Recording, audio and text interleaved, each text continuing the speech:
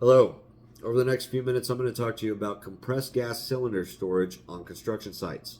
I'll briefly describe a case study where a worker was killed in Alabama, and we'll go over my model here that illustrates quite a few OSHA construction standard violations on compressed gas cylinder storage.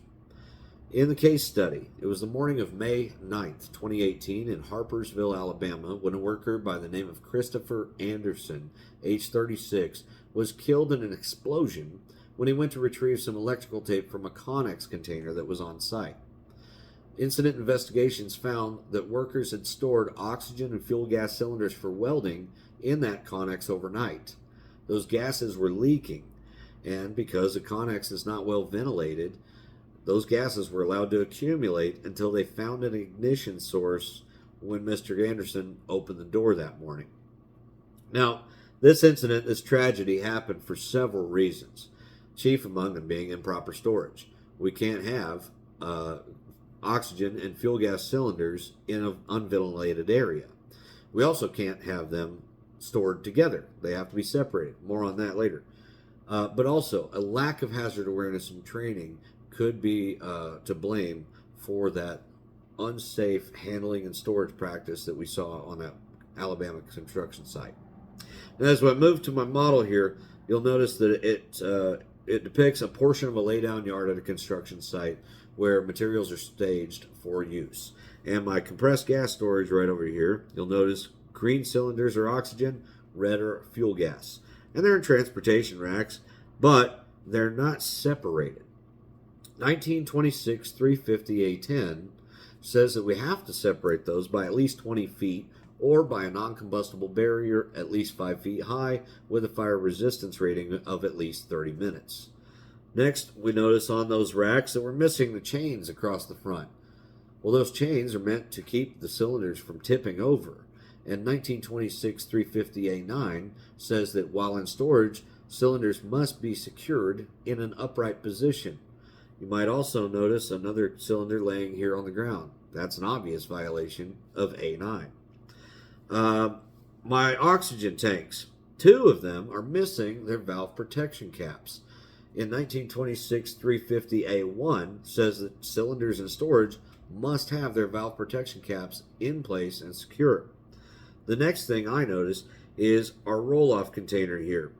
It's full of flammable material, so our oxygen is stored way too close to that. Back there in 350A10, the first one we talked about on separation here, it doesn't only say that oxygen has to be separated from fuel gas. It says oxygen has to be separated from flammable materials as well by that 20 feet or non-combustible barrier. Next, in the middle here, you can notice some hot work going on. We have 2 guys here, 2 gentlemen, 2 workers. One is arc welding and the other is cutting. That operation's happening way too close to our compressed gas storage, as well as also in the line of fire are the cylinders being used in that hot work. In 1926 350B1, it says that those cylinders have to be far enough away from that hot work so that sparks, slag, flame can't reach them, or we have to protect them by fire-resistant shields. Also, with the cylinders from the hot work, those are leaning against the pipe here.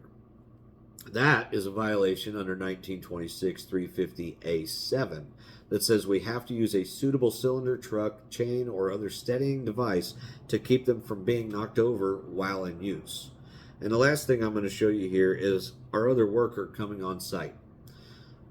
Because of hot work, because it creates intense light in the arc welding and the cutting, we have to protect others in the vicinity and other workers from that intense light by way of fire-resistant shields.